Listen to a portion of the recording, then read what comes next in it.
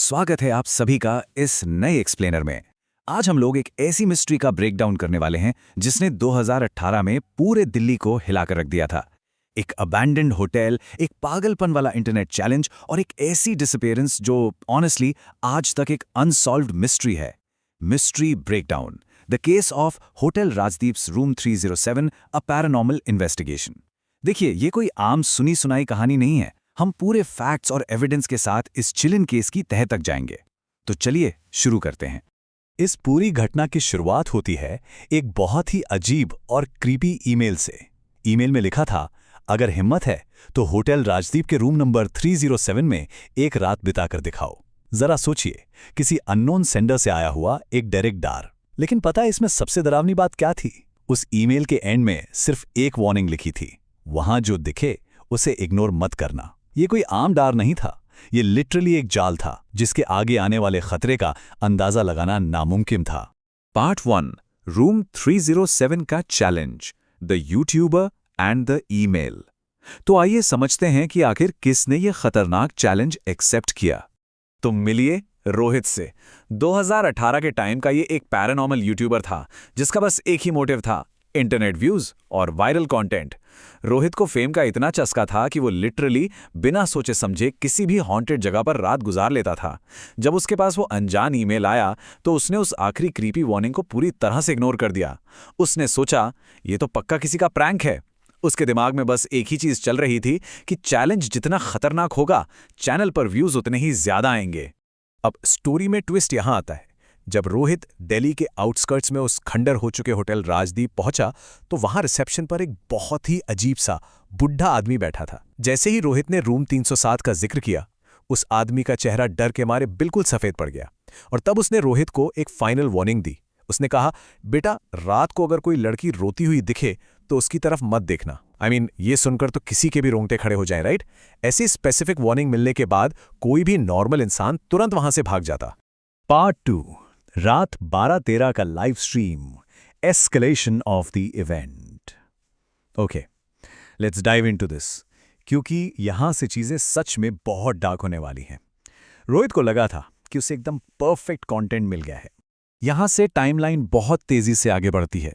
रात के एग्जैक्टली 11 बजे रोहित अपना लाइव स्ट्रीम स्टार्ट करता है और कैमरा सेट करता है। अगले 1 घंटे तक सब कुछ एकदम नॉर्मल था, कुछ भी अजीब नहीं। लेकिन जैसे ही घड़ी में रात के 12:13 होते हैं, सीन बिल्कुल बदल जाता है। अचानक से बाथरूम का शावर अपने आप ऑन हो जाता है। उसका कैमरा बुरी तरह शेक करने लगता है और फिर रूम के एक अंधेरे कोने से किसी लड़की के धीमे धीमे सिसक सिसक कर रोने की आवाज आने लगती है। अब यहां जो कॉन्ट्रास्ट है ना, वो सच में शॉकिंग है। एक तरफ रोहित था जो इस रोने की आवाज को सुनकर लिटरली हंस रहा था। उसे लग रहा था कि छत में से किसी ने कोई फेक साउंड इफेक्ट प्ले कर दिया प्रैंक करने के लिए। लेकिन वही दूसरी तरफ लाइव स्ट्रीम देखने वाली ऑडियंस की हालत खराब हो रही थी।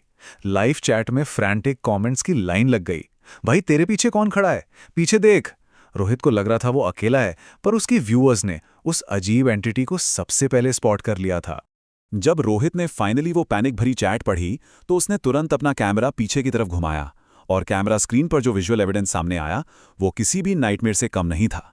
ठीक उसके पीछे एक लड़की खड़ी थी, सफेद कपड़ों में, बहुत लंबे काले बाल और सबसे टेरिफाइंग डिटेल उसकी आंखें। उसकी आंखें पूरी तरह से पिच ब्लैक थीं, कंप्लीटली डार्क। ये कोई साउंड इफेक्ट या प्रैंक नहीं था दोस्तों, ठीक उसके पीछे सच में कोई फिगर खड़ी थी। और अगली सेकंड कैमरा अचानक से बंद हो गया। स्क्रीन पूरी तरह ब्लैक, स्ट्रीम अचानक डिस्कनेक्ट हो गई। उसके बाद वहां सिर्फ एक घुप अंधेरा और कोल्ड साइलेंस था। हजारों लाइव व्यूअर्स स्क्रीन के इस तरफ बैठे पूरी तरह से टेरिफाइड थे। ये समझ ही नहीं पा रहे थे कि आखिर अभी अभी उन्होंने देखा क्या। पार्ट 3, गायब यूट्यूबर की मिस्ट्री, द मॉर्निंग आफ्टर। अब इन्वेस्टिगेशन के एंगल से देखते हैं कि डेलाइट आने पर इस कहानी में आगे क्या एविडेंस सामने आया। अगली सुबह होटल स्टाफ को जब रूम से कोई रिस्पॉन्स नहीं मिलता तो वो दरवाजा तोड़कर अंदर घुसते हैं। और पता है उन्हें अंदर क्या मिलता है? कुछ नहीं। कमरा पूरी तरह से एम्प्टी था। रोहित वहां था ही नहीं। जमीन पर सिर्फ एक चीज पड़ी थी, रोहित का कैमरा। जब पुलिस ने उस कैमरा की आखिरी रिकवर्ड फुटेज को रिव्यू किया तो उस फाइनल फ्रेम में रोहित रूम के एक कोने में डर के मारे बुरी तरह कांप रहा था और वो लड़की वो धीरे धीरे उसकी तरफ बढ़ रही थी। उस इंसिडेंट के बाद से रोहित को आज तक किसी ने नहीं देखा। He literally vanished into thin air. Part 4 Neha की dark history, police investigation and lore. Rohit के गायब होने के बाद नेचुरली पुलिस और अथॉरिटीज एक्शन में आईं और तब उस जगह का जो डार्क पास्ट निकलकर सामने आया वो पूरी तरह से माइंड ब्लोइंग था। इन्वेस्टिगेशन और होटल स्टाफ की इंक्वायरीज से सारी डिटेल्स आपस में कनेक्ट हो गईं। पता चला कि ठीक 5 साल पहले इसी रूम 307 में नेहा नाम की एक लड़की ने सुसाइड किया था। लोकल लोअर और डिटेल्स के हिसाब से उसके बॉयफ्रेंड ने उसे धोखा दे दिया था। होटल स्टाफ ने फॉर्मली कंफर्म किया कि जो भी उस रूम में रुकता है उसे ठीक रात 12:13 पर एक रोती हुई लड़की की आवाज जरूर सुनाई देती है। और इस डार्क कर्स का सबसे डेडली रूल ये था कि जो कोई भी उसकी आंखों में देख ले वो परमानेंटली गायब हो जाता है, कभी वापस नहीं आता। बुढ़ा रिसेप्शनिस्ट ठीक कह रहा था। रोहित का लाइव स्ट्रीम इस डरावने कर्स का अल्टीमेट प्रूफ बन गया। पार्ट 5 होटल राजदीप का खौफ, द अनसॉल्व्ड आफ्टरमैथ।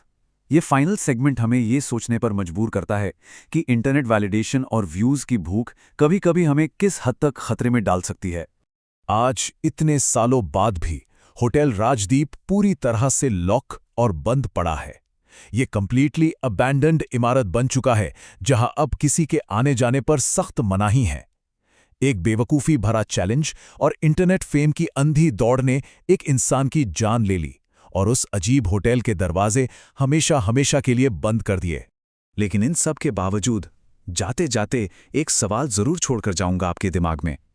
अगर वो होटल इतने सालों से परमानेंटली सील्ड और खाली पड़ा है तो वहां आसपास से गुजरने वाले लोगों को आज भी रात के वक्त तीसरी मंजिल की खिड़की में वो कौन सी लड़की दिखती है जो बिल्कुल धीमी आवाज में कहती है, मुझे अकेला मत छोड़ो। Puzzling right? ये सवाल हमारी लॉजिक और रियलिटी दोनों को चैलेंज करता है। सोचते रहिएगा। इस मिस्ट्री को हमारे साथ डिकोड करने के लिए बहुत बहुत शुक्रिया। मिलते हैं अगले एक्सप्लेनर में।